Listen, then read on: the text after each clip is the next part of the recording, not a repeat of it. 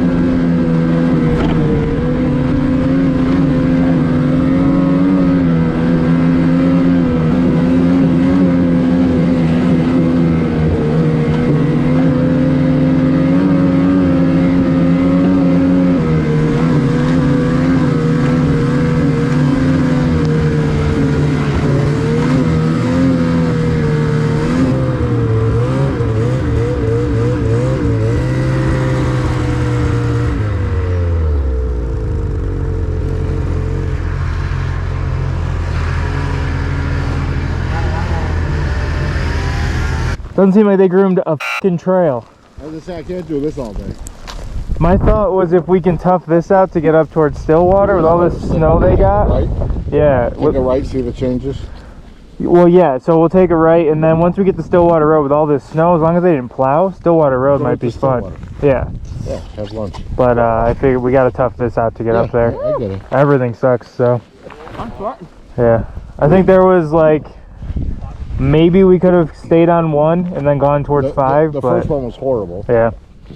But had we gone back into the inner trails, they may have groomed those last night. Yeah. This is either hit or miss, and it's missed today. That's all. So as long as we recognize it, take it right towards Still. Yeah. See if we can find. We get on Stillwater Road and it's got snow on it. It could be a good ride. It's like a f***ing racetrack. Yeah.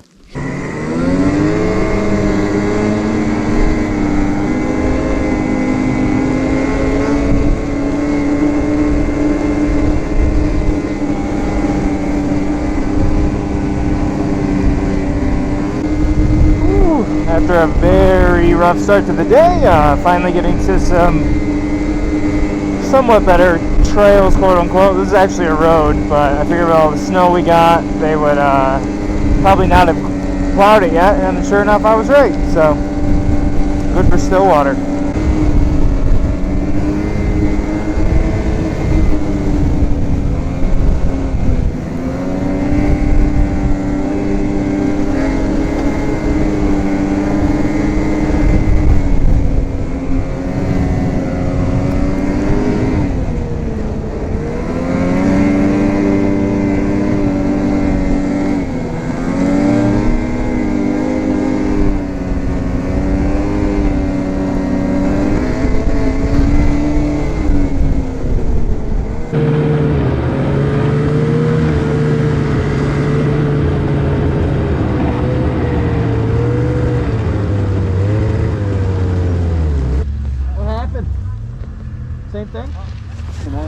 stopped doing it and I caught back up. Interesting. Is your sound weird up to 6? It kind of sounds like it's doing something where like I slow down and the belt's almost like slapping.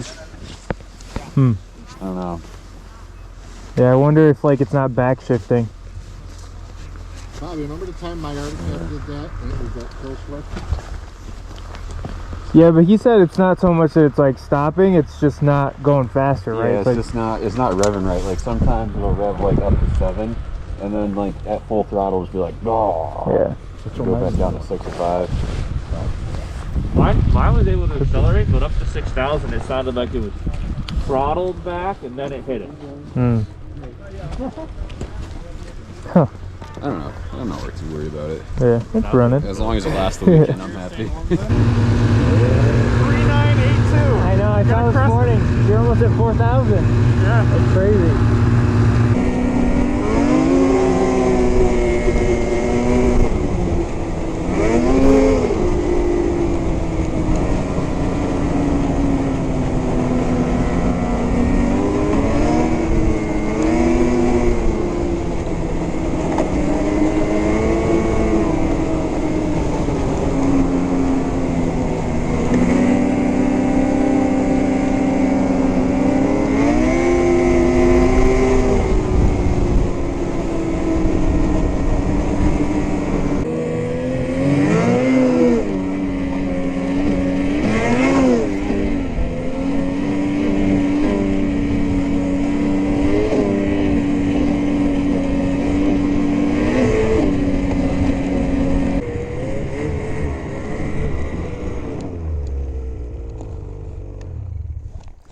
Nope.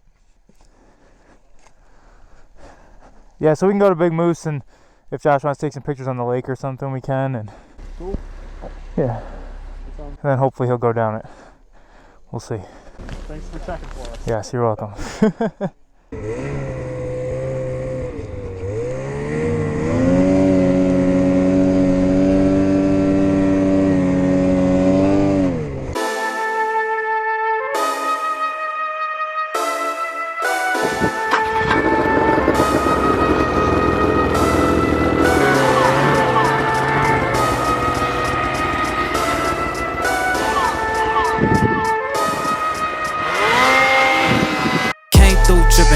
I'm sipping 15, kept a weapon on me.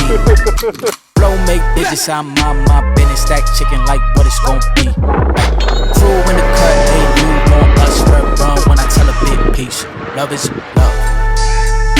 Love is love. Adios. Bendo with the switch again. Boy deliver like he heffernin'. Core with it, just give him exclamation. Summer sauce for my Benjamins. I got what you need, baby. Skirt the Chevy, make a scene, baby. LABB been the team, baby. Been Papa, word the G, baby. Look, labs in my village, had a handful of limits through the hand. Got a bag, now the hands in the business. For my hand, it's a ticket. Talking Mazda for the biggest. That's a comma and a comma and a comma. Gotta get it. Oh, it didn't save it this time.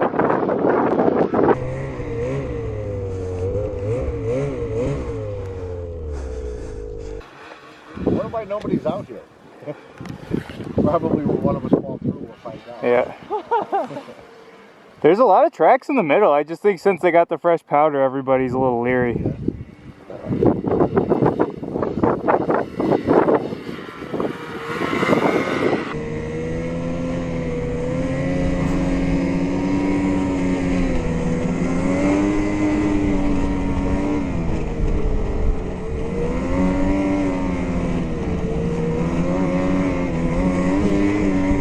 Definitely an interesting experience playing off trail with this thing. I can definitely get it on edge easier. In that aspect, it was a lot easier to kind of play with. It does not do powder wheelies at all. I'll be totally honest, a bit disappointed in that. I thought with a 1.75, I could still get a little transfer out of it. This is lake effect, so it's really like sugary snow. Maybe with a little bit more like hero snow, a little slushiness, I could get some more bite and possibly get it to lift the skis in the powder, but so far not seeming to be the case. I was able to keep my feet on both sides and get it on edge. I always kind of struggled with that on the Assault. It always kind of felt like it righted itself too easily for me to do it. But it could have just been where I was standing. The throttle input, the thing I didn't like about the Assault with the 850 Patriot, as you kind of like hit its main power range, it would wash out. This does it probably a little bit worse. Like even at lower speeds, if you get into the throttle too much, it starts to wash out a little bit. But I'm able to keep it on edge more easily than the Assault, which is definitely weird with how wide the front end is on it. And as a result, I can still control it, even though I'm like out of control as far as like throttle input goes. And by out of control, I just mean I'm giving it more than I want to. It's not like it's like, oh my god, I can't control it. It's just like I would want to be a little bit more even with the throttle, and I'm giving it a bit too much. So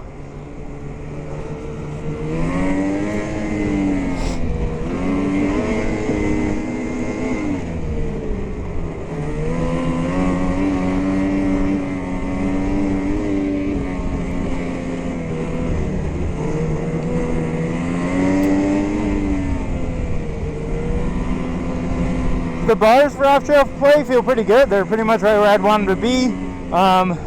They allow me to kind of lock in the counter steer nicely and still feel comfortable on the sled. So that's cool and makes it easier to keep the sled up on edge. Even when you're starting to wash out, you can kind of lock the bars with counter steer and catch it. Yeah, like I said to Josh, I'm still super novice with this stuff. Like, I definitely am not by any means good at it, but for the type of playing that I'm able to do with it, I'm definitely happy. Paddle wheelies would be cool. I thought with more lug, it would be still something possible. I thought for sure it'd be similar to the Assault, but it's probably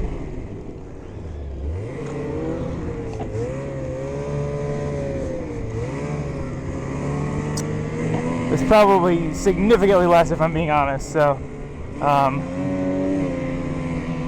don't get it for that purpose. For the hot doggy powder wheelies, you probably need like a 2.25 like people put on the free ride. The 1.75 just doesn't quite do it. You can feel it start to transition, and I think that's where an uncoupled rear end would come into play. It would allow it to keep transitioning, whereas this locks up and then it just trenches down. So yeah, I was definitely wrong there, but for how good the sled is on trail, I've been saying it all weekend to everybody that will listen.